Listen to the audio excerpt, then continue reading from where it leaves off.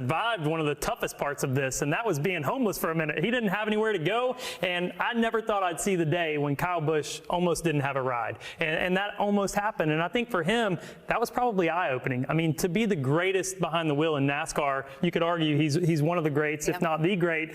To say that he might not have a ride was a big deal in this sport, and so for him to end up at RCR, Richard's managed a black hat driver before, so I think he can do a good job with Kyle. I think this is a great home, but like I said, I think he's been through the toughest part of this. You look back at Kyle's season last year, and I looked at some stats earlier this week, and I had to refresh myself just a little bit. He started off the year pretty good, right? Had some strong runs, got the win at the dirt race at Bristol, and then things started to fall off, and you saw it nosedive. They tanked. But when you start thinking about what he went through last year in terms of the contract negotiations, what he likely knew was going on behind the scenes, the stress that came with that, I think this is going to be a big year for Kyle Busch and RCR. We know how fast that 8 car was last year with Tyler Reddick behind the wheel.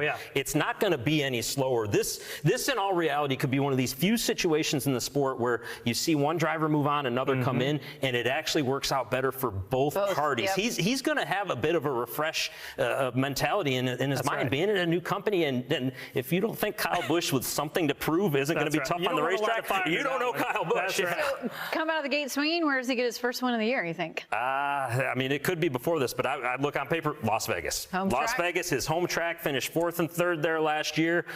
Las Vegas. I think that's a good one, but the class could be a really strong one for him as well. Tyler Reddick was super fast. That's a points race, though. Well, it doesn't matter to win.